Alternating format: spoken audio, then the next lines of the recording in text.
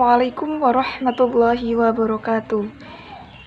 Baik, sebelumnya saya Ilma Nur Afifah dengan nomor induk mahasiswa 201190072.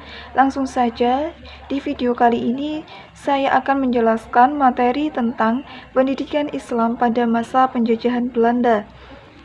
Sub yang akan kita bahas kali ini yaitu pendidikan kolonial Belanda secara umum, yang kedua yaitu pendidikan kolonial Belanda dalam pendidikan Islam, yang ketiga yaitu keadaan pendidikan Islam pada masa kolonial Belanda, dan yang terakhir yaitu kerugian-kerugian yang dialami umat Islam pada kedatangan kolonial Belanda ini.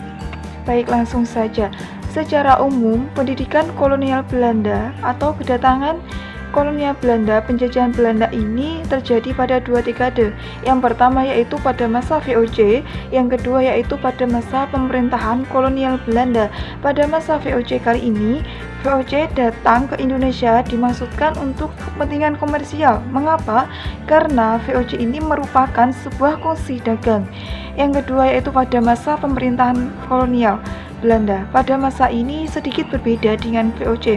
Mengapa pada pemerintah kolonial Belanda ini kedatangannya selain untuk kongsi dagang, ia juga ingin merebut kekuasaan Indonesia dengan mengubah pendidikan Islam dengan pendidikan Kristianisasi. Kemudian pada saat itu kolonial Belanda ini melihat bahwasanya agama Islam di Indonesia telah berkembang pesat. Agama Islam telah memiliki ciri khas tersendiri, seperti adanya pesantren, surau, dan madrasah.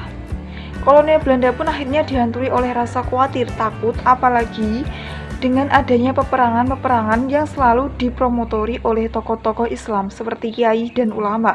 Dan sampai akhirnya kolonial Belanda pun dapat mengatasi pemberontakan-pemberontakan dari tokoh-tokoh politik dan agama. Dengan demikian, maka semua kekuasaan baik politik maupun ekonomi, sosial, budaya sudah berada di tangan penjajah yaitu kolonial Belanda. Dengan itu, maka kolonial Belanda pun membuat kebijakan-kebijakan terhadap pendidikan Islam atau juga dapat disebut dengan ordonansi guru. Ordonansi guru ini terdapat 3 dekade. Yang pertama yaitu ordonansi guru yang pertama pada tahun 1905 Masehi, yang isinya bahwa orang Islam yang memberikan pengajaran atau pengajian agama Islam harus minta izin terlebih dahulu kepada kolonial Belanda. Yang kedua yaitu terjadi pada tahun 1925 Masehi, yang isinya bahwa tidak semua orang atau kiai boleh memberikan pelajaran mengaji tanpa mendapatkan persetujuan dari pihak Belanda. Nah, yang ketiga ini terjadi pada tahun 1932 Masehi.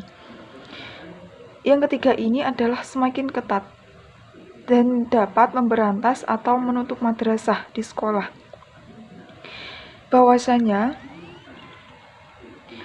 tidak ada izin atau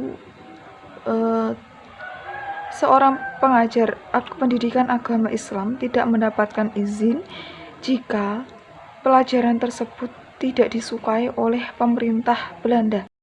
Tidak hanya itu, berbagai tindakan untuk memberantas agama Islam terus dilakukannya.